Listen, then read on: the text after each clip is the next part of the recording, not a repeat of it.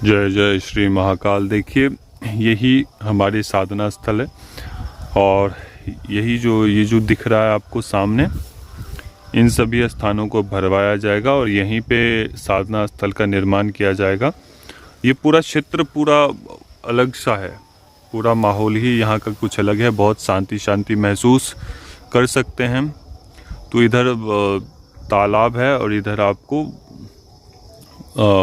आगे थोड़ी दूरी पर गांव वगैरह बसे हुए हैं।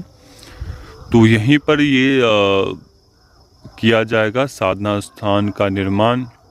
और थोड़े ये गड्ढे हैं तो ये सब भी बनेंगे कुछ समय के बाद। ये सब पूरा देख रहे हैं, ये सब पूरा क्षेत्र शमशान का ही है। इसे पूरा का पूरा शमशान का ही क्षेत्र है।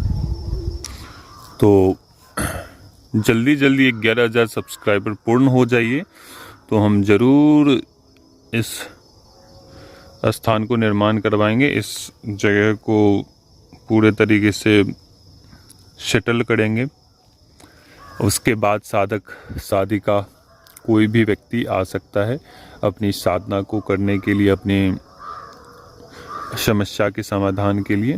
तो यहाँ पे विशेष शक्तियों का प्रभाव है। यहाँ पे विशेष शक्तियों का बहुत सारी शक्तियाँ हैं यहाँ पे, क्योंकि ये वनीय क्षेत्र है पूरा। ठीक है, मज़ा आएगा यहाँ पे साधना करने में सभी को।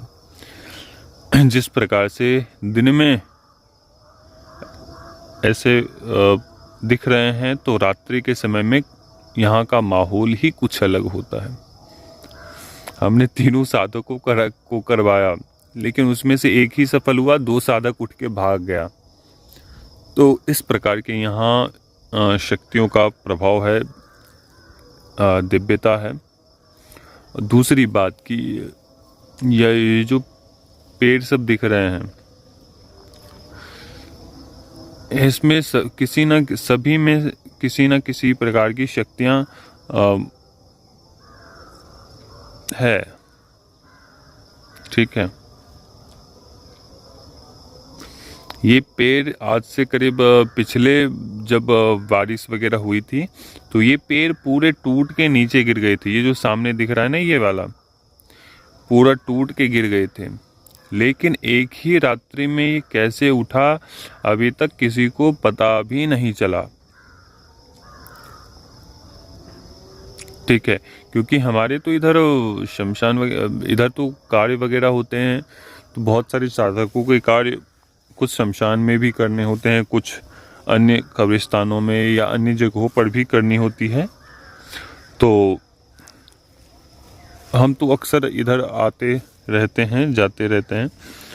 तो हमें दिखा था ये जो पेड़ दिख रहा है, ठीक है, पूरे तरीके से नीचे यहाँ तक गिर गए थे। लेकिन ये कैसे उठा एक ही रात्रि में, अभी तक ना हमें पता नहीं चला कि कौन था, कैसे उठा ये। तो यहाँ पे विशेष शक्तियों का प्रभाव है। और एक यहाँ पे दूसरा पेड़ था, इधर जहाँ पे पानी वगैरह लगे हैं ना, उधर ही पेड़ लगे थे। तो हमने एक प्रकार की शक्ति सिद्ध करवाया था एक साधक को। ठीक है, कि शत्रु को मारन किस प्रकार से किया जाता है। और जो शक्ति की सिद्धि की थी उन्होंने, तो शक्ति तो सिद्ध कर लिया था उन्होंने, लेकिन उसके रही बात प्रयोग करने की। क्योंकि इस प्रकार की शक्तियों का प्रयोग कहीं भी ऐसे ही किसी व्यक्ति पर नहीं किया जाता है। लेकिन हमने यहाँ तक कि एक किसी भी पेड़ के ऊपर, पौधे के ऊपर, उसके ऊपर भी नहीं करना चाहिए। लेकिन प्रयोग हेतु मैंने उनको अनुमति दी कि चलो कोई दिक्कत नहीं, आप इसके ऊपर करो। तो एक यहाँ बड़ा सा पेड़ था, ये जो दिख रहा है ना सामने, एक बड़ा सा पेड़ था, बहुत बड़ा। अभी तो इधर सड़क थोड़ा बन गया है। तो यहाँ पर एक पेड़ था बड़ा सा। तो उस पर उसने प्रयोग किया। मात्र और मात्र जैसे रात्रि में उसने हमारे द्वारा प्रयोग करवाया, उसी रात्रि में वो पेड़ पूरे तरीके से झुलस गया। जैसे एक पेड़ जैसे मुरझा जाते हैं ना, उनके पत्ते पूरे तरीके से मुरझा गए और 3 दिनों के अंदर अंदर उसके जो पेड़ पर लगे हुए पत्ते थे पूरे तरीके से गिर गए।